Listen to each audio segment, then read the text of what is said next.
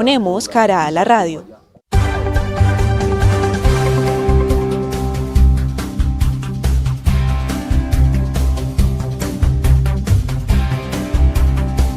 En Meridiano Blue. Cada vez falta menos para las elecciones y las autoridades están intensificando sus operativos en contra de la compra de votos. Esas autoridades incautaron 1.500 millones de pesos en efectivo que presuntamente iban a ser utilizados para cometer delitos electorales. Esto a nada de las elecciones al Congreso de la República y las consultas para elegir a los candidatos presidenciales. Los operativos se han llevado hasta ahora a cabo en Antioquia, Valle del Cauca, norte de Santander, Meta, Guajira y Córdoba. Todos los detalles los tiene Felipe García. Fue en un puesto de control instalado en la vía que comunica a Montería con Planeta Rica en Córdoba, a la altura del peaje Purgatorio, donde la policía capturó a 2 personas que llevaban en una maleta negra un total de 434.700.000 pesos en efectivo. Los uniformados detuvieron un vehículo Renault Twingo en el que iba Misael Augusto Villarreal, exconcejal de Montelíbano, Córdoba, acompañado de una mujer. Este hombre perdió su investidura como concejal en agosto del año pasado por conflicto de intereses. Las primeras investigaciones indican que este dinero había sido retirado de Montería y que estas 2 personas se dirigían hacia Montelíbano. Sin embargo, al momento del requerimiento no lograron justificar la procedencia ni el destino de estos recursos. Por la cantidad, la modalidad de transporte y el contexto electoral, las autoridades no descartan que el dinero en efectivo pudiera estar relacionado con la posible compra de votos, aunque esta hipótesis es materia de investigación. Sobre esto habló el ministro de Defensa, Pedro Sánchez. La instrucción clara para la policía es que continúen. Tienen el respaldo absoluto, primero de la Constitución y la ley, segundo del presidente de la República, tercero del ministro de Defensa y de todo el mando para que actúen con toda la contundencia. Los capturados fueron dejados a disposición de la Dirección Especializada contra el Lavado de Activos de la Fiscalía por el delito de lavado de activos, mientras avanzan las investigaciones sobre el origen y la finalidad del dinero.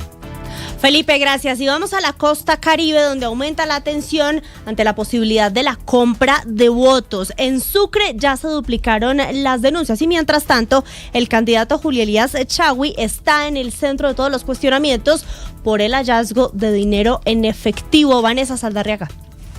Y es peligroso todo este panorama que estamos observando, Marcela, pues a partir de la incautación de estos más de 400 millones de pesos en efectivo, se han abierto muchos interrogantes en torno a la campaña de Julio Elías Chagui, y usted me preguntará la razón. Es que resulta que Misael Augusto Villaflores, quien es el exconcejal de Montelíbano, que fue capturado en medio de esta diligencia judicial, es primo del señor John Adolfo Correa Villarreal. Él fue secretario de Infraestructura del municipio de Montelíbano, por lo menos hasta el año 2023, y fue capturado en su momento por estar portando arma de fuego. Él, primo del exconcejal, es uno de los hombres a los que Julio Elías Chagui más le ha agradecido en sus últimas publicaciones a través de redes sociales, precisamente por la realización de su campaña. No una, sino 2 publicaciones, las cuales dan cuenta de que gracias a Cuco Correa, como conocen a John Adolfo, en este caso el primo del exconcejal capturado, es que ha podido llegar a líderes y ha podido avanzar con su equipo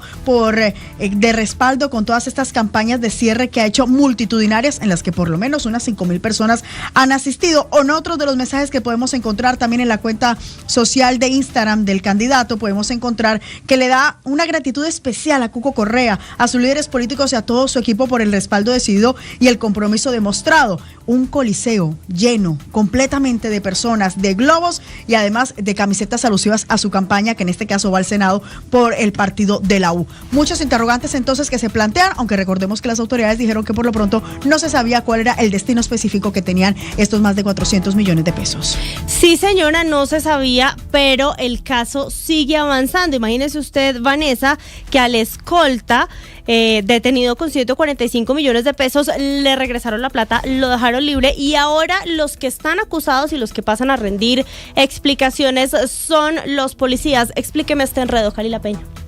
En libertad quedó Alfredo Acuña, funcionario de la UNP y escolta del secretario de la Cámara de Representantes, Jaime Lacutir, quien fue capturado en La Guajira con 145 millones de pesos en efectivo y propaganda electoral, luego de que el juez de control de garantías cuestionara la demora y la sustentación de la Fiscalía sobre el delito de lavado de activos. Para el abogado del escolta, Iván Cancino, hubo presuntas irregularidades y fallas en la captura, además de que el escolta aseguró que los policías habrían presuntamente manipulado los sobres. Que la captura fue ilegal en el procedimiento y que el dinero no había ningún motivo o circunstancia que lo vinculara con delito alguno, y se ordena también la devolución del dinero y de los vehículos. Esta versión fue desmentida por la policía. Habla el coronel Jair Alonso Parra, director de Tránsito y Transporte de la policía. Este dinero venía distribuido en una bolsa plástica y en una maleta de viaje, oculto dentro de prendas de vestir y zapatos tenis. El dinero venía distribuido en 7 bolsas de Manila. Por ahora, la Fiscalía avanza en 2 líneas de investigación, una por lavado de activos y otra por corrupción electoral. Además, sustentaron que fue la policía la que se demoró en entregar 24 horas los informes judiciales, que apuntaban al delito de omisión de reportes sobre transacciones en efectivo. Sin embargo, al evaluar la información, la Fiscalía decidió sustentar la hipótesis de lavado de activos. Y uno que está muy interesado en denunciar el riesgo de fraude electoral es el presidente Gustavo Petro. Lo escucharon ustedes ayer en su alocución hablando de riesgo en estas elecciones, diciendo que no está de acuerdo con la forma en que se ha llevado a cabo la custodia del código que utiliza la registraduría para el preconteo, es decir, los resultados que vamos a reportar en los medios de comunicación el domingo. Y ha llamado a que se impugne de forma masiva el resultado de esos preconteos, de modo que los jueces de la República tengan que abrir las urnas y contar voto por voto. Ya le están respondiendo desde varios frentes al presidente, al registrador nacional y también el Contralor General de la República. Le han dicho al presidente que confíe en el proceso y que tampoco hay que abusar de los mecanismos existentes. Sin embargo, el pacto histórico, el partido natural del presidente Gustavo Petro, pues está en la onda de llamar a todos los testigos electorales que se pueda a las mesas este domingo. Miguel Cardosa. El pacto histórico se mantiene en la línea del presidente Gustavo Petro sobre supuestos riesgos en la transparencia del proceso electoral, al considerar que no se ha realizado una auditoría suficiente al software que se utilizará en las elecciones. Como medida, anunciaron que desplegarán testigos en la mayoría de puestos de votación, quienes reportarán resultados en tiempo real para consolidarlos de manera simultánea a la registraduría. Habla el representante Alirio Uribe. La estrategia es un poco la que hicimos hace 4 años, que nos permitió recuperar más de 500.000 votos al Senado, que es tener testigos de mesa que están fidelizados, que están capacitados, que ellos conocen las irregularidades electorales. Hay 22 causales por las cuales un testigo puede impugnar una mesa. El congresista recordó que existen 22 causales para impugnar resultados en las mesas. Al 1 de marzo tenían inscritos 45.000 testigos para cubrir 90.000 mesas y esperan completar la totalidad antes de mañana jueves 5 de marzo. La senadora María José Pizarro aclaró que no se trata de una impugnación masiva, sino de reforzar la vigilancia y reclamar solo si hay causales.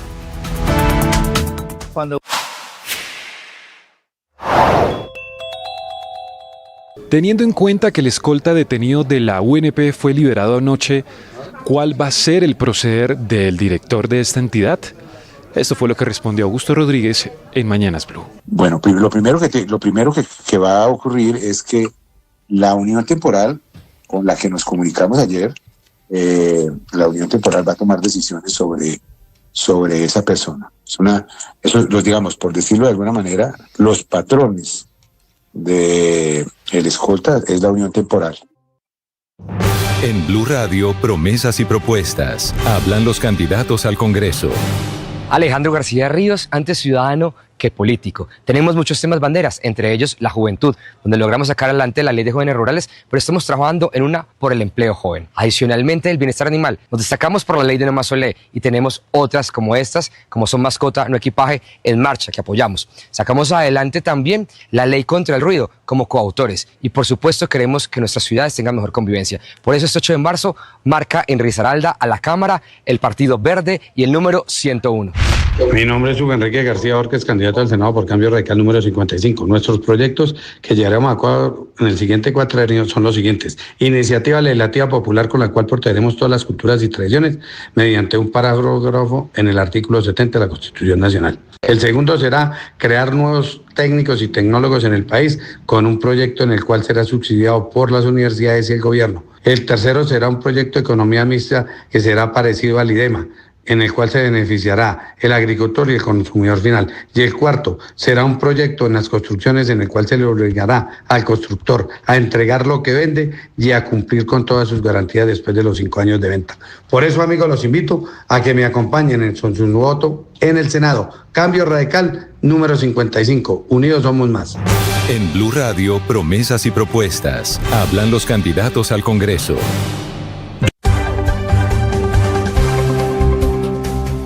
Y seguimos hablando de la guerra en Medio Oriente porque Estados Unidos ha confirmado esta mañana una acción militar inédita desde hace 81 años. Es el hundimiento de un brazo enemigo con un submarino estadounidense. Enrique Rodríguez nos cuenta. De esta guerra, la Armada iraní ha sido uno de los principales objetivos de los ataques estadounidenses. Así, siempre según la versión de Estados Unidos, al menos una veintena de buques iraníes de combate habrían sido hundidos. Sin embargo, el que más ha llamado la atención es el Iris Dena, una fragata de la clase Much de 75 metros de eslora que ha sido hundida tras el lanzamiento de un torpedo por un submarino estadounidense mientras ambos navegaban por el Océano Índico cerca de las costas de Sri Lanka. An American submarine sunk an Iranian warship that thought it was safe in international waters. Instead, it was sunk by a torpedo. Quiet death. The first sinking of an enemy ship by a torpedo since World War II. Tal y como indicaba el secretario de Guerra de los Estados Unidos, Pete Hegseth, es la primera vez desde la Segunda Guerra Mundial que un sumergible estadounidense hunde una embarcación enemiga en una acción de combate.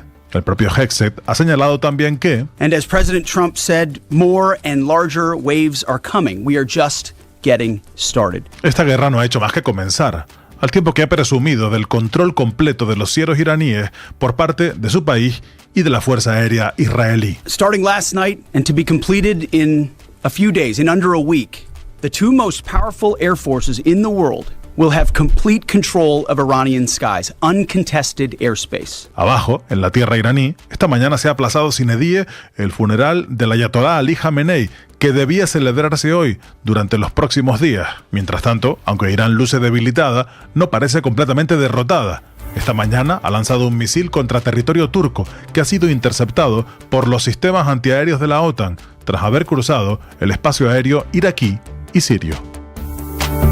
Cuando Uribe era presidente, uno no tenía miedo de nada, andar a la hora que fuera, para donde quisiera. Bueno,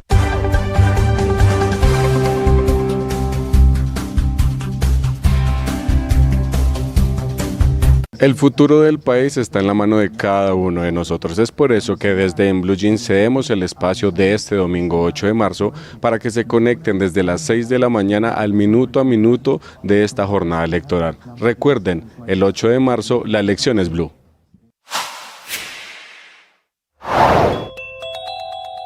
El juzgado 16 de ejecución de penas de Bogotá ordenó la libertad del general en retiro Miguel Alfredo Maza Márquez tras concederle el beneficio de libertad condicional. El exdirector del DAS fue condenado a 30 años de prisión por el magnicidio del dirigente liberal Luis Carlos Galán ocurrido el 18 de agosto de 1989 en Soacha, Cundinamarca.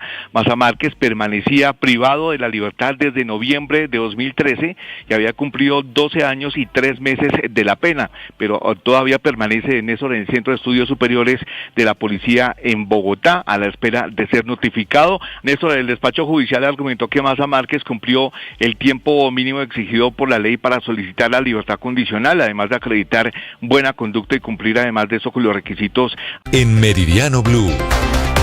1:46, hablamos de economía en Blue Radio y comenzamos con algo que toca el bolsillo de los colombianos y son las compras que usted hace en Farmatodo. ¿Cómo así, doña Laura Olarte, que la superindustria está sancionando a la compañía por no respetar los derechos de los consumidores? Marcela, buenas tardes. Así es, justamente la Superintendencia de Industria y Comercio se encuentra abriendo una investigación en esta cadena de Farmatodo. ¿Por qué? Porque es que durante el 2024 y 2025 se recibieron alrededor de 1.300 quejas y reclamos frente a varios puntos. Y es que uno de ellos son las posibles fallas en la calidad de servicios de pagos. Estos habrían generado cobros múltiples en la misma transacción. Por otro lado, presunto cobro de precios superiores a los informados en algunos productos. Esto desconocería lo que sería la obligación legal de respetar el precio anunciado, lo que normalmente vemos en las estanterías. Sí, o sea, que le cobren a usted en la caja lo mismo que dice en el estante cuando usted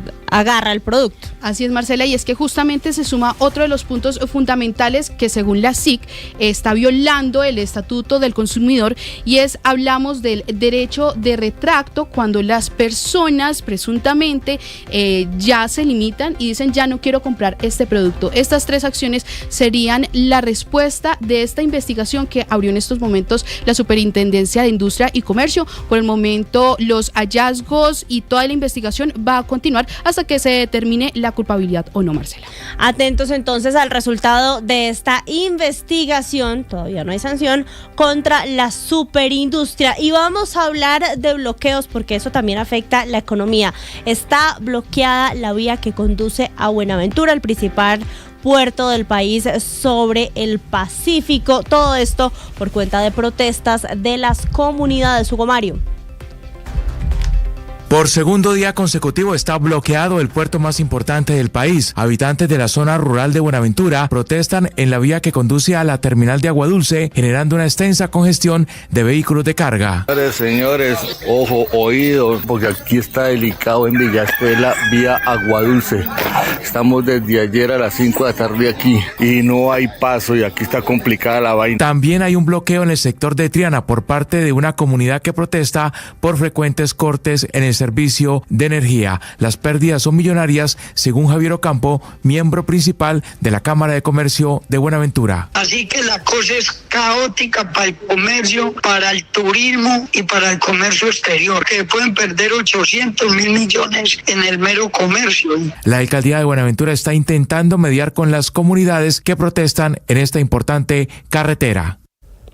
Bloqueos también los que podemos tener en los próximos días, pero en la frontera entre Colombia y Ecuador, en medio de la guerra arancelaria, los camioneros de ambos países se están reuniendo en asambleas y están ambientando la posibilidad de un paro. Dicen que los aranceles de 50% a las mercancías compradas a Colombia o compradas a Ecuador pueden llegar a paralizar sus actividades y dejarlos sin sustento. Una noticia en desarrollo de la que les vamos a estar hablando más adelante. En desarrollo también el paro arrocero en norte de Santander. Hoy ha sido el tercer día de manifestaciones y la situación se puede convertir en un verdadero problema sanitario porque hay 30 vehículos compactadores que no han podido llegar al relleno sanitario en Cúcuta. Richard Quiñones. El paro arrocero ha afectado la terminal de transporte terrestre de la ciudad de Cúcuta. 20% de algunas rutas no han salido hacia el área metropolitana. También Veolia habla de las afectaciones. Nos acompaña Humberto Posada, quien es el gerente de Veolia, Departamento Norte de Santander. Bienvenido a Blue y cuéntenos qué está pasando. Bueno, el sector donde están ubicados los manifestantes es en el sector de Patillales, que queda en la vía que comunica con el Centro Inteligente de Gestión Ecológica. Allí no nos permiten el acceso a disponer los residuos en el relleno sanitario. Esto significa que alrededor de 30 camiones compactadores están generándose dificultades para su acceso y adicionalmente alrededor de 20 municipios de norte de Santander. La invitación es para que los manifestantes puedan llegar a acuerdos con el gobierno nacional y el gobierno regional y permitan que nuestros vehículos accedan al Centro Inteligente de Gestión Ecológica, toda vez que esto puede derivar en problemas ambientales para el área metropolitana y los mencionados municipios que dije anteriormente. Muchísimas gracias, gerente. Pues en medio de toda esta situación, cabe señalar que esta es una ruta importante porque conduce desde la ciudad de Cúcuta hacia el municipio de Puerto Santander y allí está el puente internacional La Unión, lo que podría generarse también es una afectación en el abastecimiento hacia esa zona de frontera. Estamos con las regiones de Colombia en Meridiano Blue. Y vamos de inmediato al norte del país porque un accidente de tránsito en un pique ilegal permitió dar con la ubicación de 2 de los involucrados en el homicidio de 2 adolescentes en Barranquilla. La alcaldía está ofreciendo 20 millones de pesos por información sobre más involucrados. Ingel de la Rosa. Marcela, de la manera más impensada quizás cayeron estos dos primeros implicados en el secuestro y posterior crimen de las hermanas Sheridan Sofía de 14 años y Keila Nicole de 17. Se trata de alias Tata, hoy capturado, y otro adolescente involucrado, quienes fueron ubicados en la clínica Altos de San Vicente, en el norte de Barranquilla, el pasado viernes, tras sufrir un accidente en moto cuando realizaban piques ilegales en el municipio de Puerto Colombia. Mientras eran atendidos en la clínica, encendieron sus celulares para ubicar a los parientes, pero los primeros en llegar fueron las unidades del Gaula, que les estaban siguiendo la pista hacía más de una semana por la desaparición de las dos hermanas. Así lo informó el general Miguel Camelo, él es comandante de la Policía Metropolitana de Barranquilla. Nuestro Gaula, a través de unas órdenes a Policía Judicial para interceptar unas líneas telefónicas, ubica que se activa un teléfono de estos en un centro hospitalario, y al ir a verificar, la persona que lo tenía era el hoy capturado. Una vez ubicaron a estos jóvenes, las autoridades les hicieron un interrogatorio en el que por fin lograron conocer dónde estaban las hermanas, que para ese entonces ya habían sido enterradas en un monte de Malambo. Allí el menor implicado hasta habría referido ser parte de una disidencia de las FARC, lo cual ahora es materia de investigación. Lo cierto es que en el lugar donde se habría producido este doble homicidio también estarían otras 4 personas, entre ellas quizás también menores de edad, por lo que la alcaldía está anunciando esta recompensa de hasta 20 millones de pesos por información que permita ubicarlas. Ingel, gracias. Y vamos a hablar de la situación de orden público en la zona rural del municipio de Segovia, esto en el departamento de Antioquia, porque a pie y solo hasta dentro de 2 días el ejército podría llegar a esa zona en la que, recuerden ustedes, en los últimos días pues se encuentran familias desplazadas por hechos violentos que resultaron en la muerte de 3 personas. Héctor David Santa María. Y es que persiste el drama humanitario en Segovia tras la caída de un dron con explosivos en una vivienda de la vereda Jaguas que provocó la muerte de una mujer y 2 de sus hijos. Presiones por enfrentamientos entre las disidencias de las FARC y el Clan del Golfo también han producido un desplazamiento masivo de habitantes de esta zona que se refugian en la vereda Arenales. El secretario de Seguridad de Antioquia, Luis Eduardo Martínez, habló de las demoras para que llegue el ejército. Venimos requiriéndolo, uno entiende que ellos necesitan, pues para los desplazamientos, medidas de seguridad, porque lo hacen a pie, pero sí, mucha demora para llegar a proteger la población civil. En esta localidad del nordeste de Antioquia, 270 personas están afectadas. Y en el mundo, 10% de la población, 850 millones de personas, sufren de enfermedad renal crónica. Algunos que desarrollan diabetes, por ejemplo, la desarrollan y ni siquiera se dan cuenta. Jessica Gutiérrez.